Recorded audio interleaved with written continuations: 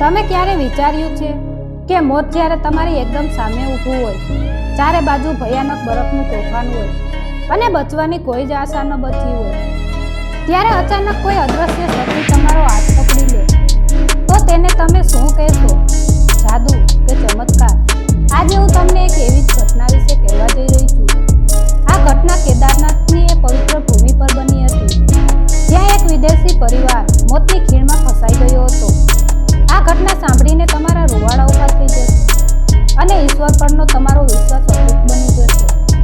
તો ચાલો આ અદ્ભુત સફરની શરૂઆત કરીએ. આ વાત છે લંડનમાં રહેતા ડેવિડ અને તેની પત્ની એલિસની.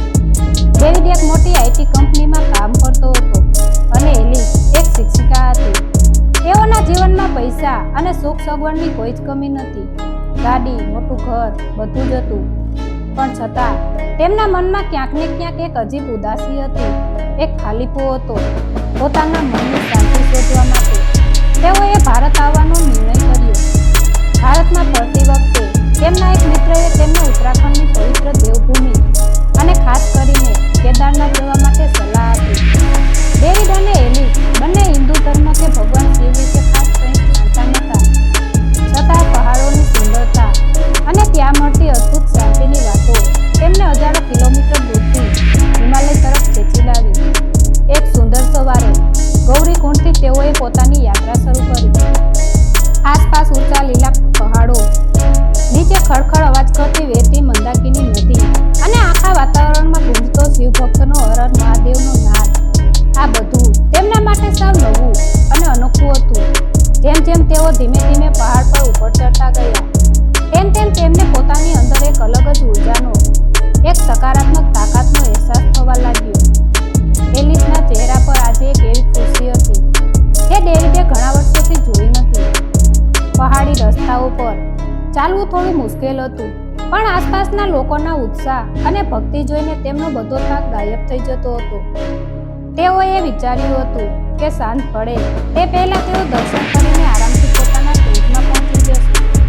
પણ કુદરતના મનમાં શું ચાલી રહ્યું છે તે સમજવું માણસના હાથમાં ક્યાં છે.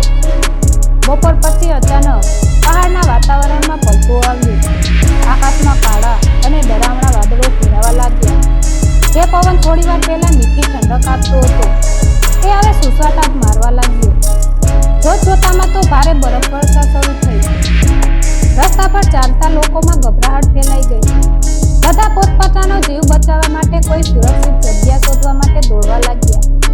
અને આ દોડાદોડીમાં ડેવિડ અને એલિસ તેમના લોકલ ગાઈડથી વિખૂટા પડી ગયા.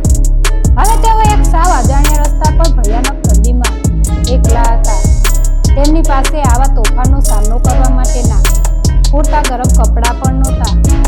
બરફ એટલો ઝડપથી પડી રહ્યો હતો કે આગળનો રસ્તો દેખાતો જ બંધ થઈ ગયો હતો. ઠંડી એટલી વધી ગઈ કે એલિસ હવે ખરાબ રીતે ધ્રુજી રહી હતી. તેના હોઠ પૂરા પડવા લાગ્યા હતા અને પગે ચાલવાની ચોખ્ખી ના પાડી દીધી હતી. તે રસ્તાની કોર પર એક મોટા પથ્થર પાસે થાકીને બેસી ગઈ. ડેવિડ ખૂબ જ ગભરાઈ ગયો હતો. તેણે જોર જોરથી બૂમો પાડીને મદદ માંગી, પણ પવનના ભયાનક અવાજમાં તેની બૂમ કોઈ સાંભળી શકે તેમ નથી. એલિસની આંખો ધીમે ધીમે બંધ થઈ રહી હતી. તે બેભાન થઈ રહી હતી. ડેવિડને લાગ્યું કે હવે બધું પૂરું થઈ ગયું છે. આજે તેઓ જીવતા પાછા નહીં જઈ શકે. તે એલિસને ભેટીને ધ્રુસકે રડવા લાગ્યો. તેણે પોતાના જીવનમાં પહેલીવાર આકાશ તરફ જોઈને કોઈ અદ્રશ્ય શક્તિને સાચા દિલથી પ્રાર્થના કરી કે જો ખરેખર અહીં કોઈ ભગવાન છે તો પ્લીઝ મારી પત્નીને બચાવી લો. અને બરાબર એ જ વખતે સામેના ગાઢ ધુમ્મસમાંથી એક અજાણ્યો પડછાયો ધીમે ધીમે તેમની તરફ આવતો દેખાયો. ભયાનક બરફનું તોફાન, કાતિલ ઠંડી અને મોત એકદમ સામે ઊભું હતું. ડેવિડ પોતાની પત્ની એલિસને બચાવવા માટે ધ્રુસકે રડી રહ્યો હતો. એવામાં ગાઢ ધુમ્મસમાંથી એક પડછાયો ધીમે ધીમે તેમની તરફ આવતો દેખાયો. ડેવિડની આંખોમાં આશાનું એક નાનકડું કિરણ જાગ્યું. તેને લાગ્યું કે કદાચ કોઈ બચાવ ટુકડી તેમના સુધી પહોંચી ગઈ છે. પણ જેમ જેમ એ પડછાયો નજીક આવ્યો, ડેવિડે જોયું કે તે કોઈ બચાવ ટુકડી નહોતી, પરંતુ એક વૃદ્ધ સાધુ હતા. એ કડકડતી ઠંડી અને ભયાનક તોફાનમાં પણ એ સાધુના ચહેરા પર એક અદ્ભુત શાંતિ અને તેજ હતું. સૌથી નવાઈની વાત એ હતી કે આવા માઇનસ તાપમાનમાં જ્યાં માણસનું લોહી પણ થીજી જાય ત્યાં તેમણે માત્ર એક સાધારણ ભગવા રંગનું કપડું પહેર્યું હતું. તેમને જોઈને એવું જરાય નહોતું લાગતું કે તેમને આટલી ભયાનક ઠંડીની કોઈ જ અસર થઈ રહી હોય. સાધુએ નજીક આવીને ડેવિડના ખંભા પર પોતાનો હાથ મૂક્યો. તેમનો સ્પર્શ એટલો ઉફાળો હતો કે ડેવિડના મનનો બધો જ ડર જાણે એક ક્ષણમાં ગાયબ થઈ ગયો. સાધુ કંઈ જ બોલ્યા નહીં. બસ તેમની આંખોમાં એક પ્રકારની ઊંડી કરુણા હતી. તેમણે પોતાની પાસે રહેલા એક નાના લાકડાના કમંડળમાંથી થોડું ગરમ પાણી જેવું પ્રવાહી કાઢ્યું અને ઈશારાથી એલિસને પીવડાવવા કહ્યું. ડેવિડે ધ્રુજતા હાથે એ પ્રવાહી એલિસના ઓઠે લગાડ્યું. એ પ્રવાહીએ ગળાની નીચે ઉતરતાની સાથે જ જાણે કોઈ મોટો જાદુ થયો. એલિસના શરીરમાં જાણે નવી જાન આવી ગઈ. તેની બંધ થતી આંખો ખુલી ગઈ અને તેના ભૂરા પડી ગયેલા ઓઠ ફરી સામાન્ય થવા લાગ્યા. તેના શરીરમાં નવી ઉર્જાનો સંચાર થતો દેખાયો. પછી એ સાધુએ ઈશારાથી તેમને પોતાની પાછળ પાછળ આવવા કહ્યું. ડેવિડે એલિસનો ટેકો આપીને ઊભી કરી. તોફાન એટલું ભયાનક હતું કે એક ડગલું આગળ વધવું પણ મુશ્કેલ હતું. પણ એ સાધુની પાછળ પાછળ ચાલતી વખતે ડેવિડ અને એલિસને એવું લાગ્યું જાણે કોઈ અદ્રશ્ય ઢાલ તેમને પવન અને બરફથી બચાવી રહી છે. તેમને હવે ઠંડીનો અહેસાસ નહોતો થઈ રહ્યો. થોડું ચાલ્યા પછી રસ્તાની એકદમ બાજુમાં પથ્થરોની વચ્ચે છુપાયેલી એક નાનકડી ગુફા હતી. ડેવિડને ખૂબ નવાઈ લાગી કે તે ક્યારનો આ રસ્તા પર ભટકી રહ્યો હતો, પણ તેને આ ગુફા કેમ ન દેખાય. સાધુ તેમને ગુફાની અંદર લઈ ગયા. ગુફાની અંદરનું વાતાવરણ બહારના વાતાવરણ કરતાં સાવ અલગ જ હતું. એકદમ ગરમ અને ઉફાળું. ત્યાં પહેલાથી જ થોડા સૂકા લાકડા સળગી રહ્યા હતા અને આગ પ્રગટેલી હતી. ડેવિડ માટે આ બધું કોઈ સપના જેવું હતું. આટલા ભયાનક તોફાનમાં આ ગુફા અંદરથી આટલી ગરમ કેવી રીતે હોઈ શકે અને આ આગ કોણે પ્રગટાવી હશે? એલિસને આગની પાસે બેસાડીને ડેવિડે રાહતનો શ્વાસ લીધો. એલિસ હવે એકદમ સ્વસ્થ લાગી રહી હતી. ડેવિડના મનમાં અનેક પ્રશ્નો ઘૂમરાઈ રહ્યા હતા. આ સાધુ કોણ છે? તેઓ આટલા યોગ્ય સમયે અહીં કેવી રીતે પહોંચ્યા? ડેવિડને પોતાના દેશ લંડનની યાદ આવી ગઈ. ત્યાં બધું જ બધું, પણ આ પહાડોમાં જે એક સેકન્ડના મોતનો ડર અને બીજી જ સેકન્ડમાં જીવની નવી આશા મળી, તે અનુભવ સાવ અલગ જ અને ચમત્કારિક હતો. ડેવિડે ઊભો થઈને હાથ જોડીને અંગ્રેજીમાં સાધુના આભાર માનવાની કોશિશ કરી. તમારો ખૂબ ખૂબ આભાર. તમે મારો અને મારી પત્નીનો જીવ બચાવ્યો છે. તમે કોણ છો? ડેવિડે પૂછ્યું. સાધુના ચહેરા પર એક મીઠું અને મનમોહક સ્મિત આવ્યું. તેમણે કોઈ જ જવાબ ન આપ્યો. બસ એ જ રીતે સ્મિત કરતા રહ્યા. ડેવિડ પોતાની બેગમાંથી સાધુને આપવા માટે કંઈક ખાવાનું કાઢવા માટે પાછળ ફર્યો.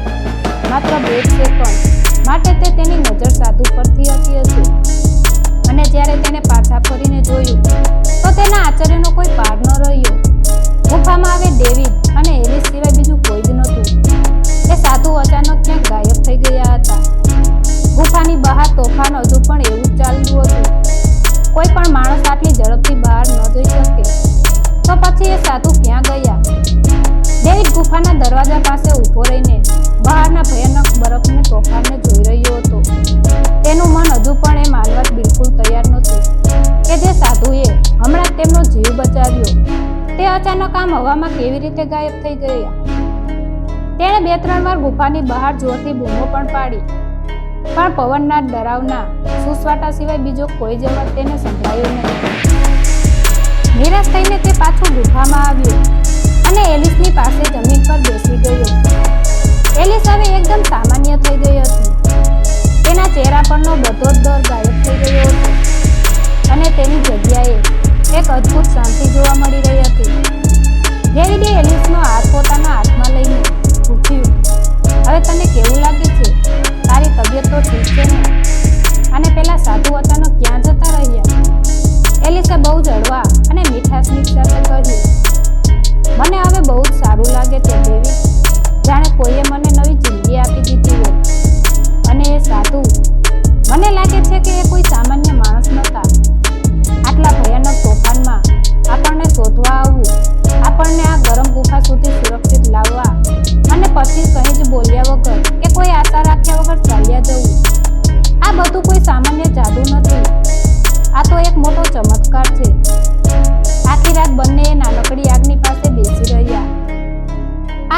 તેના જીવનની સૌથી લાંબી પણ સૌથી મોટી શીખ આપનારી રાત હતી.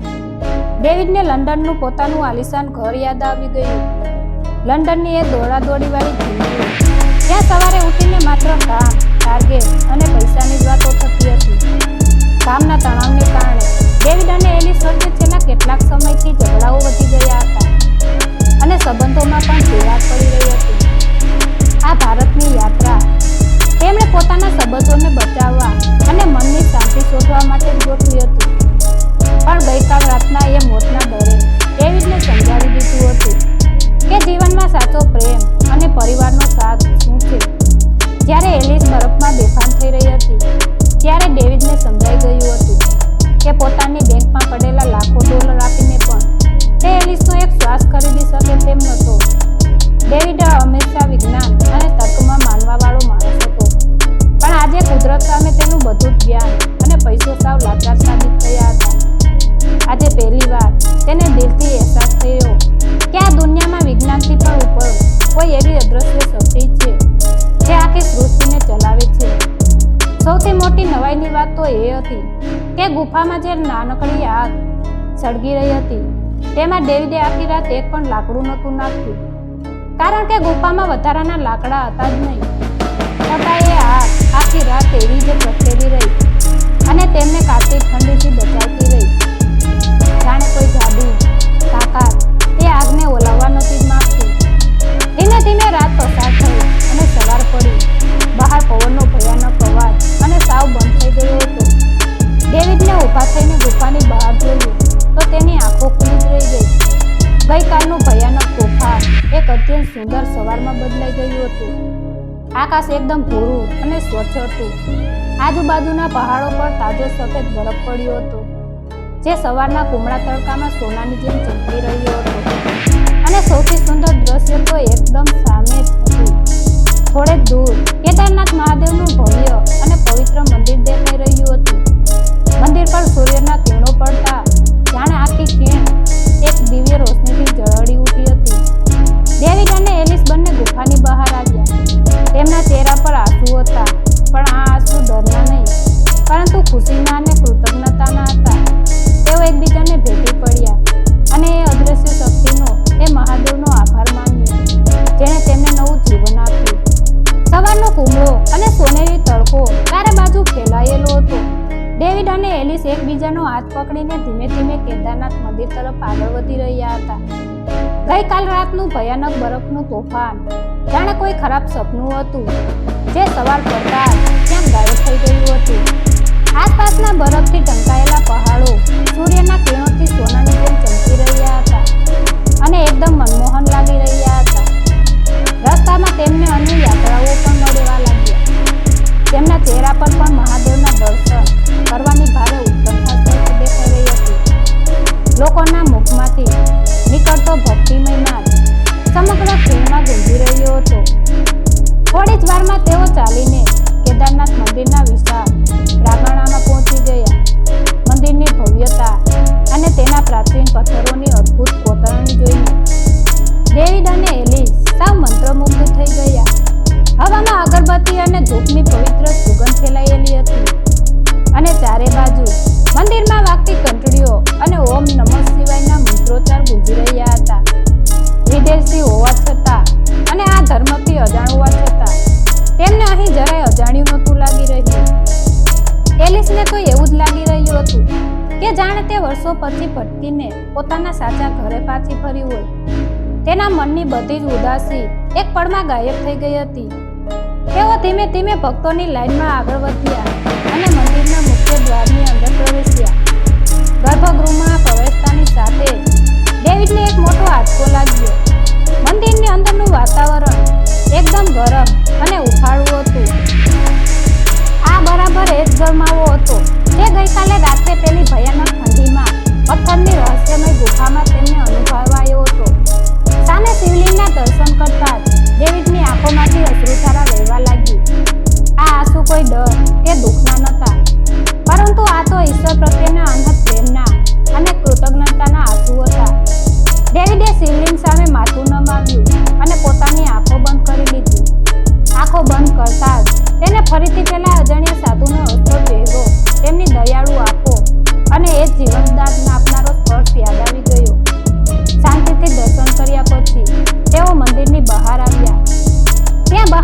પહેલા એક સ્થાનિક વડીલ પૂજારી પાસે ડેવિડ ગયો.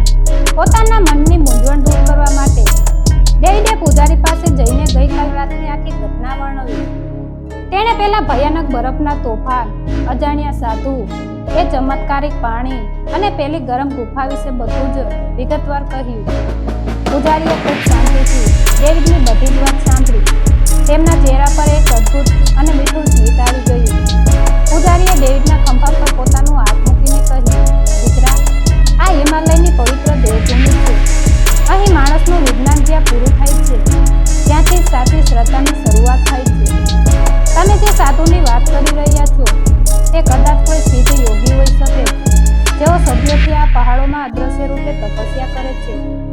અથવા તો એ પણ બની શકે કે તમારા સાચા દિલની કરુણ પોકાર સાંભળીને ખુદ મહાદેવ કોઈ સ્વરૂપ લઈને તમારી રક્ષા કરવા આવ્યા હોય. કારણ કે જ્યારે પણ કોઈ જીવ સાચા હૃદયથી મદદ માંગે છે, ત્યારે તેની પ્રાર્થના આ પવિત્ર ભૂમિ પર ક્યારેય ખાલી જતી નથી.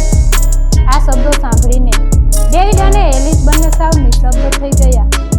તેઓ જેને માત્ર એક જાદુ કે કુદરતનો ચમત્કાર સમજી રહ્યા હતા, તે ખરેખર એક મહાન ઈશ્વરીય શક્તિનો પરચો હતો. લંડનની એ ભૌતિકવાદી દુનિયામાં રહીને ડેવિડ હંમેશા માનતો કે દુનિયાની દરેક ખુશી અને સુરક્ષા પૈસાથી ખરીદી શકાય છે. પરંતુ આજે તેને બરાબર સમજાઈ ગયું હતું કે જીવનનો સાચો આનંદ અને અંતિમ સુરક્ષા પૈસામાં નહીં, પરંતુ અતૂટ શ્રદ્ધા અને વિશ્વાસમાં છુપાયેલી છે. આજે તેમનો ખરા અર્થમાં પુનર્જન્મ થયો હતો. કેદારનાથ મંદિરમાં દર્શન કર્યા પછી ડેવિડ અને એલિસને હવે પાછા ફરવાની કોઈ જ ઉતાવળ નથી. તેઓ મંદિરના વિશાળ પ્રાંગણમાં એક શાંત ખૂણે નિરાંતે બેસી રહ્યા. આસપાસ હજારો ભક્તોની ભારે ભીડ હતી. ચારે બાજુથી ઘંટડીઓનો અવાજ આવી રહ્યો હતો. છતાં તેમના મનમાં એક એવી ગજબની શાંતિ હતી જે તેમણે પોતાની આખી જિંદગીમાં ક્યારેય અનુભવી નથી. અચાનક ભીડમાંથી એક માણસ આખો અને દોડતો તેની પાસે આવ્યો. તે બીજું કોઈ નહીં પણ તેમનો લોકલ ગાઈડ હતો, જે ગઈકાલના ભયાનક તોફાનમાં તેમનાથી વિખૂટો પડી ગયો હતો. ગાઈડની આંખોમાં આશ્ચર્ય અને ખુશીના આંસુ બંને એકસાથે છલકાઈ રહ્યા હતા. ગાઈડે રડતા રડતા ધ્રુજતા અવાજે કહ્યું, સાહેબ, તમે બંને સુરક્ષિત છો. મને તો લાગ્યું કે કાલના એ ભયાનક બરફના તોફાનમાં તમારી પાસે તો પૂરતા ગરમ કપડાં પણ નહોતા. આખી રાત તમે ક્યાં રોકાયા? હું કાલે તમને શોધતો શોધતો ખૂબ રડ્યો હતો. મને લાગ્યું કે મેં તમને કાયમ માટે ગુમાવી દીધા છે. ડેવિડે ગાઈડને પ્રેમથી ગળે લગાવીને શાંત પાડ્યો. પછી ડેવિડે તેને ગઈકાલ રાતની એ રહસ્યમય ગુફા, પેલા તેજસ્વી અજાણ્યા સાધુ, એ ગરમ જાદુઈ પાણી અને કોઈ પણ લાકડા વગર આખી રાત સળગી રહેલી એ ઉખાડી આગ વિશે બધી જ વાત કહી. ગાઈડ આ બધું સાંભળીને ત્યાં જ ભીની જમીન પર બેસી ગયો અને બંને હાથ જોડીને કેદારનાથ મંદિર તરફ ભાવુક થઈને નમન કરવા લાગ્યો. તેણે ગળગળા સાથે કહ્યું, સાહેબ, તમે બંને દુનિયાના સૌથી નસીબદાર માણસો છો. ગઈકાલનું એ તોફાન એટલું ખતરનાક હતું કે સારા અને અનુભવી પર્વતારોહો પણ તેમાંથી જીવતા ન બચી શકે. તમને તો સાક્ષાત ભોલેનાથે નવું જીવન આપ્યું છે. ગાઈડના આ શબ્દોએ ડેવિડ અને એલિસના હૃદય પર ખૂબ ઊંડી અસર કરી. હવે તેમને 100% વિશ્વાસ થઈ ગયો હતો કે તેમને બચાવવા માટે ખુદ મહાદેવ જ આવ્યા હતા. થોડા દિવસો ઉત્તરાખંડની એ પવિત્ર ભૂમિ પર શાંતિ અને ભક્તિના માહોલમાં પસાર કર્યા પછી ડેવિડ અને એલિસ પોતાના દેશ લંડન પાછા ફર્યા. પરંતુ હવે આ એ જૂના ડેવિડ અને એલિસ બિલકુલ નહોતા. લંડન પહોંચ્યા પછી ત્યાંની એક જૂની દોડી પૈસા કમાવાની આંધળી દોડ, ટ્રાફિક અને મોટી મોટી કાચની ઇમારતો તેમને હવે સાવ ખાલી અને અર્થહીન લાગી રહી હતી. ડેવિડ જે હંમેશા પોતાની ઓફિસના કામમાં, લેપટોપ પર અને મોબાઈલમાં જ ગૂંચવાયેલો રહેતો હતો, તેણે હવે પોતાની જીવનશૈલી સાવ બદલી નાખી. તેણે કામની સાથે સાથે પોતાના પરિવાર, પોતાની પત્ની, પોતાની જાતને પૂરો સમય આપવાનું શરૂ કર્યું. પહેલા ડેવિડ અને એલિસ વચ્ચે નાની નાની વાતોમાં પૈસા અને સમયને લઈને મોટા ઝઘડા થતા હતા. પણ હવે તેમના ઘરમાં એક અદ્ભુત શાંતિ અને સાચા પ્રેમનો માહોલ હતો. એલિસ, જે પહેલા હંમેશા માનસિક તણાવમાં રહેતી હતી, તેના ચહેરા પર હવે કાયમ એક મીઠું અને સંતોષી સ્મિત રહેતું. તેણે પોતાના લંડનના આધુનિક ઘરના એક શાંત ખૂણામાં શિવજીને એક સુંદર નાનકડી મૂર્તિ સ્થાપિત કરી હતી. દરરોજ સવારે બંને પતિ પત્ની ત્યાં બેસીને થોડો સમય ધ્યાન કરતા. તેમને એવું લાગતું કે જાણે કેદારનાથની એ જ રહસ્યમય ગુફાની હૂંફ અને પેલા સાધુના આશીર્વાદ આજે પણ હજારો માઇલ દૂર તેમના લંડનના ઘરમાં મોજૂદ છે.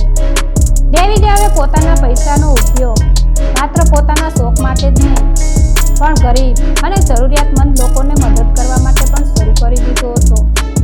મોતને એટલું નજીકથી જોયા પછી તેને બરાબર સમજાઈ ગયું હતું કે સાચી ખુશી એ સંતોષ બેંક બેલેન્સમાં નહીં, પણ કોઈ બીજાના ચહેરા પર સ્મિત લાવવામાં છે.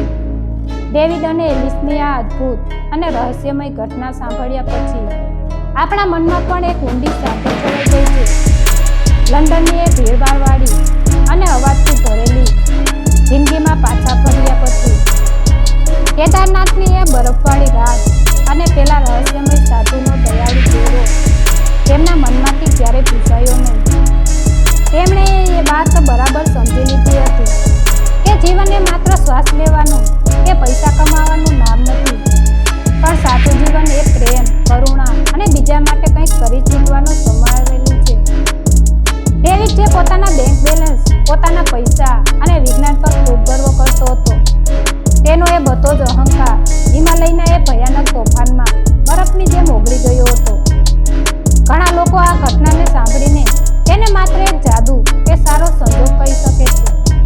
કેટલાક લોકો એવું પણ તર્ક લગાવે છે કે ગુફામાં આગ કદાચ કોઈ બીજો યાત્રી સળગાવીને ગયો હશે, કે પછી એ સાધુ ખરેખર કોઈ સામાન્ય માણસ જ હશે જે રસ્તો ભૂલી ગયા હશે. પણ જ્યારે મોત તમારી આંખોની બરાબર સામે ઊભું હોય, તમારી પાસે બચવાનો કોઈ જ રસ્તો ન હોય અને એવા સમયે કોઈ અજાણ્યો વ્યક્તિ આવીને તમારો હાથ પકડી લે અને તમને નવું જીવન આપે, તો તેને જ માત્ર એક જાદુ કે સંજોગ ન કહેવાય. શ્રદ્ધા અને ભક્તિની ભાષામાં તેને ઈશ્વરનો સાક્ષાત ચમત્કાર જ કહેવાય છે. જ્યાં માણસની બુદ્ધિ, તેનું વિજ્ઞાન અને તેની તમામ તાકાત કામ કરતા બંધ થઈ જાય છે, બરાબર ત્યાંથી ઈશ્વરના ચમત્કારની અને તેની દ્રશ્ય શક્તિની શરૂઆત થાય છે. આ ઘટના આપણને શીખવે છે કે આજે આપણે બધા પણ આપણા રોજબરોજના જીવનમાં ડેવિડ અને એલિસની જેમ જ પૈસા, પાવર અને સફળતા પાછળ એક આંતરિક દોડ મૂકી રહ્યા છીએ. આ ભૌતિક દોડમાં આપણે આપણા પરિવાર, આપણી સાચી ખુશી અને આપણા મનની શાંતિને ક્યાંક બહુ જ પાછળ છોડી દઈએ છીએ. પણ આ ઘટના આપણને યાદ અપાવે છે કે દુનિયાની કોઈ પણ બેંકમાં પડેલા કરોડો રૂપિયા તમને જિંદગીનો એક વધારાનો શ્વાસ ખરીદીને આપી શકતા નથી. તમારી સાચી સંપત્તિ તમારા સત્કર્મો, તમારો પરિવાર અને ઈશ્વર પરનો તમારો અતૂટ વિશ્વાસ છે. જીવનમાં જ્યારે પણ મુશ્કેલીઓનું કોઈ ભયાનક તોફાન આવે, જ્યારે ચારે બાજુ નિરાશાનો અંધકાર છવાઈ જાય અને એવું લાગે કે હવે બધું જ ખતમ થઈ ગયું છે, ત્યારે ક્યારેક પોતાની હિંમત આવીને બસ એક પળ શાંત ઊભા રહીને સાચા દિલથી એ પરમ શક્તિને, એ મહાદેવને યાદ કરવા. કારણ કે એ અદ્રશ્ય શક્તિ હંમેશા આપણી આસપાસ જ હોય છે. તે કોઈને કોઈ સ્વરૂપમાં, ક્યારેક કોઈ અજાણ્યા સાધુ, તો ક્યારેક કોઈ અજાણ્યા મિત્રના રૂપમાં આવીને આપણો હાથ પકડી લે છે. જીવનમાં જરૂર છે તો માત્ર સાચા હૃદયની પ્રાર્થના અને અતૂટ શ્રદ્ધાની. કુદરત અને ઈશ્વર સામે આપણી કોઈ જ તાકાત નથી. તેથી હંમેશા નમ્ર રહો, અહંકાર છોડો અને જીવનની દરેક પળને પ્રેમથી જીવો. તો મિત્રો, આ હતી કેદારનાથના વિદેશી પરિવાર સાથે બનેલી એ અદ્ભુત ઘટના. તેમને શું લાગે છે? તે રાત્રે એલિસનો જીવ બચાવનાર સાધુ કોણ હતા? કોઈ સામાન્ય માણસ કે સ્વયં મહાદેવ? તમારા વિચારો અમને નીચે કોમેન્ટ બોક્સમાં જરૂરથી જણાવજો. જો આ વાર્તાએ તમારા દિલને સ્પર્શ કર્યો હોય અને ઈશ્વર પરનો તમારો વિશ્વાસ વધાર્યો હોય, તો કોમેન્ટમાં પૂરી શ્રદ્ધાથી હર હર મહાદેવ કે ઓમ નમઃ શિવાય લખજો. આ વિડીયોને એક લાઈક ચોક્કસ આપજો અને તમારા પરિવાર તેમજ મિત્રો સાથે આ વિડીયો શેર કરવાનું બિલકુલ ભૂલતા નહીં, જેથી તેમના સુધી પણ આ સુંદર સંદેશ પહોંચી શકે. આવી જ અન્ય હૃદયસ્પર્શી વાર્તાઓ સાંભળવા માટે આપણી આ ચેનલને અત્યારે સબસ્ક્રાઇબ કરો. તમારો ખૂબ ખૂબ આભાર. મહાદેવ તમારા હંમેશા કૃપા બનાવી રાખે.